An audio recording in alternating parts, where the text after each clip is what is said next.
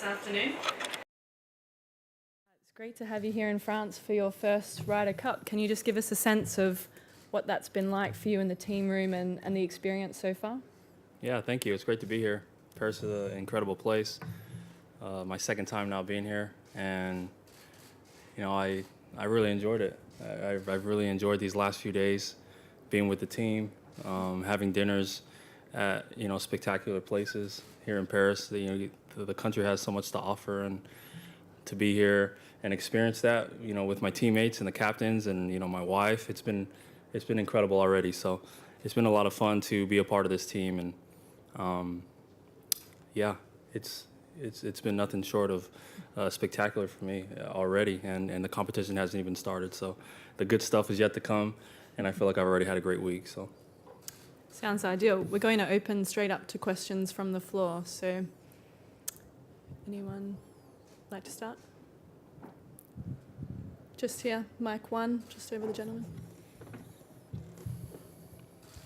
Tony, I think a few golfers have got your kind of backstory. When you look back, if you could maybe talk about some of the challenges that you've overcome and just how proud you are to be sitting up there and wearing those colours. yeah, I'm extremely proud of where I am, and just having a spot on this team. It's a dream of mine. It's been a dream of mine since I started playing the game at 8 years old. Basically very humble beginnings. My parents sacrificed a lot for me to be in this position. Just golf is an extremely expensive sport, and growing up, it didn't come from a lot, but my parents sacrificed a lot for me to compete, and my goals were their goals, and so my family is a big part of why I'm here, and they've given up a lot. So it's cool to look back and reflect on where I've come from, and now part of this Ryder Cup and this team is pretty special for me and my family. So I'm soaking it all up, and that's the advice I've got from some of the older guys is enjoy it, because it does come to an end. This is my first of hopefully a handful, but this experience is pretty cool for me already, and to reflect back on some of the experiences that I've had, this is pretty special for me. Just going to go to mic two, just to David, just in the middle here.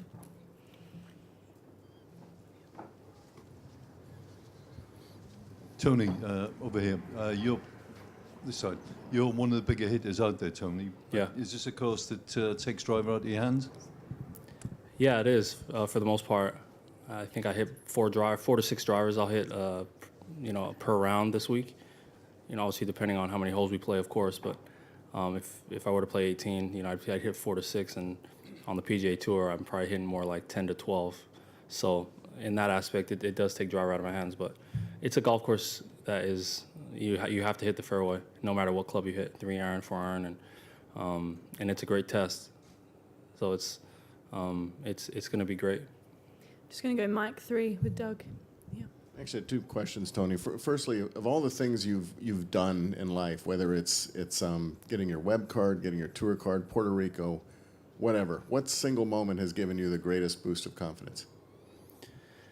Yeah, well, in my life, marrying my wife, because she's really beautiful. So that gave me a lot of confidence personally. I look at her every morning. I got pretty lucky.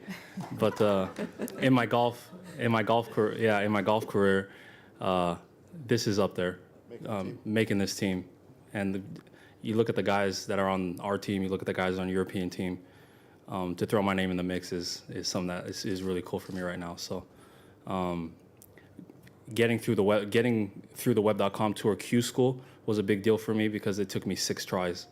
When I finally got through, I knew the opportunities and the window for getting to the PGA Tour and competing at a high level was finally available to me. And those 6 years were tough.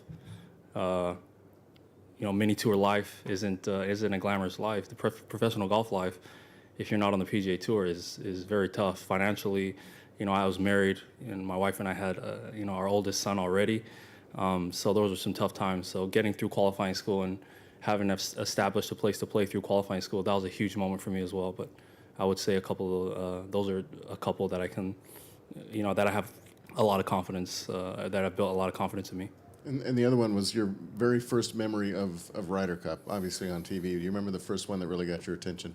Yeah, it was hard to overlook the 99 Ryder Cup. I started playing golf in the summer of 97, and just a couple years later, it's still one of the coolest moments, I think, for our American team, is to look back and reflect on that win, the comeback, and, it being at Medina. It was a special thing for us Americans, but, for me, starting and playing and seeing how excited they were, I started to look at the Ryder Cup as a goal of mine to be on that team and to share some of those memories. Just going at the front here, mic 1, Karen. Tony, Jim said yesterday that because of your personality, you're someone he can put with anyone. And I was wondering if he's conveyed that to you and what that means to you that he would say that.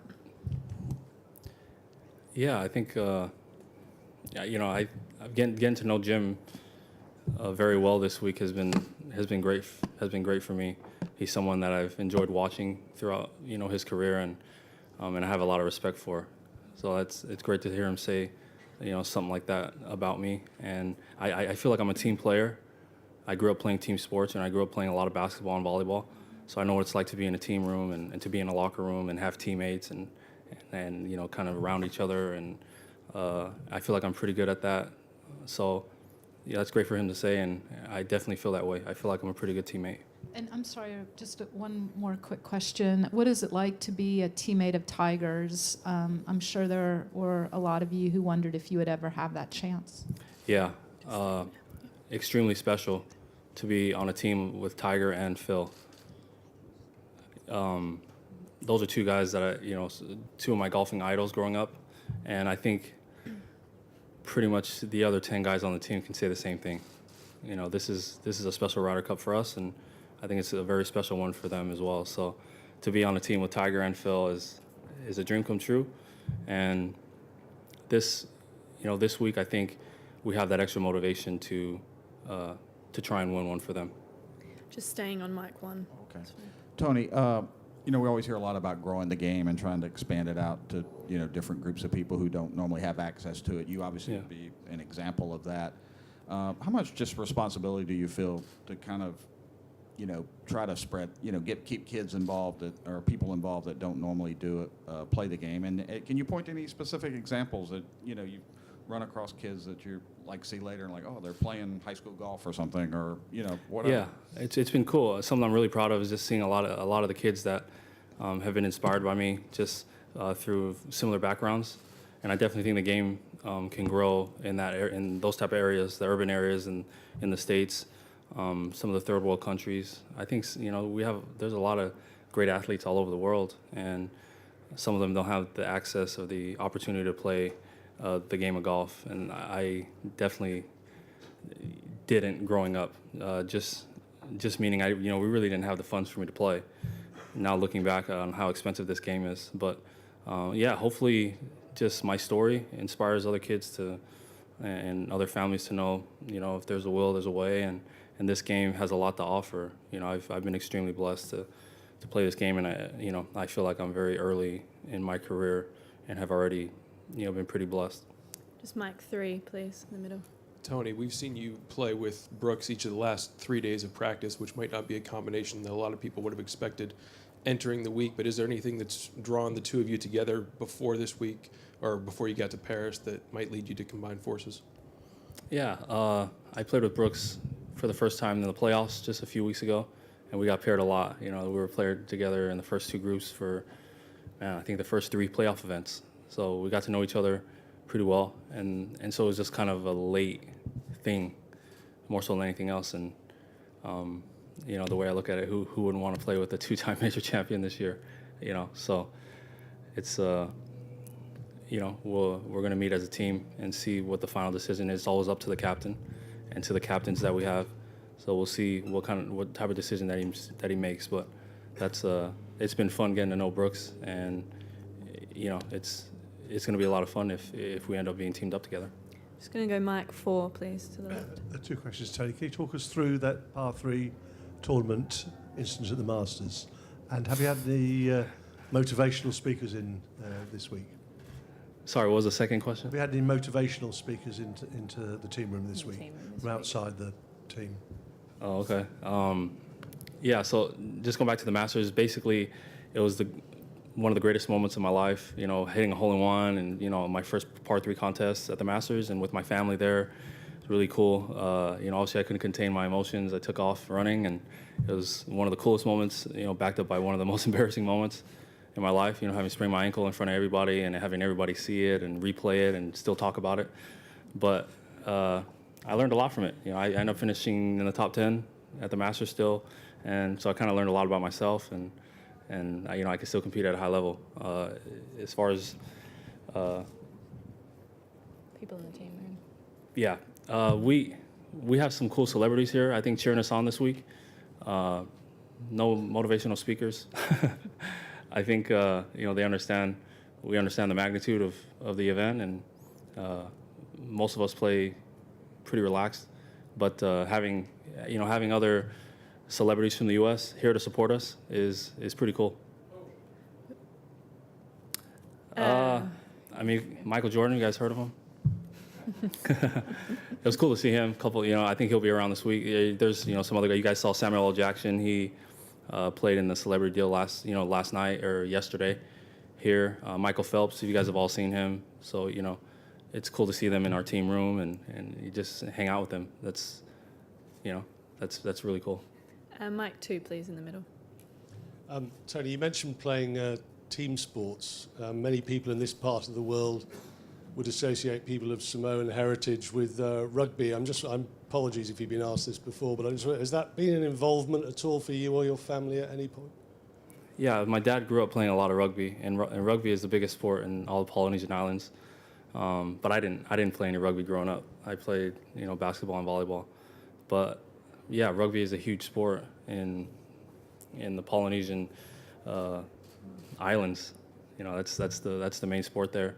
And my dad grew up playing. My younger brother plays, but you know, not me. I never played rugby.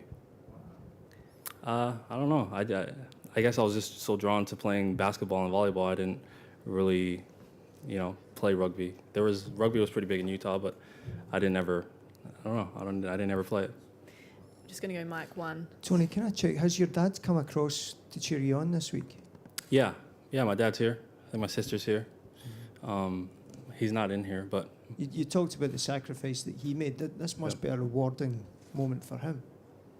yeah, I think this is pretty cool for him, for sure. It's got to be really cool for him. Coming from our golf background, we didn't have a golf background. You know, I don't have a golf background. You know, my dad didn't play, my grandpa didn't play. You know, rugby was kind of their thing, and so this is probably pretty cool for him, no question. I think he's going to enjoy this week. Okay, we've got time just for a couple more. So just at the front, Mike 1, Karen. How much, if at all, do you think playing the 16th hole at the Waste Management Phoenix Open will be good preparation for the first hole tomorrow? Yeah, I think it's great preparation. That's about as close, I think, as it gets to a stadium hole, the number 1 hole here. But you know, this is a whole different deal. It's going to be a lot of fun. That first tee shot is going to be fun. A lot of the grandstands is huge. You know, I made sure I look back and check it out today, and it's gigantic. I've only seen grandstands like that at, you know, NFL stadiums back home in the U.S. So it's pretty cool to be able to hit in front of that many people, and you know, whether you're giving cheers or boos, it's gonna be incredible. You know, the atmosphere is electric here. Okay, we're going to go last question with Doug on Mike 4, please. What's the first time you got a free set of clubs, and was that a big deal to you? It was a huge deal to me. The first time I got a set of clubs, I was 9, for free. Yeah, from our pro, who, you know, from the par 3 golf course, and it was just an iron set. I think it was only about 5 or 4 iron down a pitching wedge. Magique, I don't know if you guys remember the old golf clubs, Magique. I think they were made by Wilson.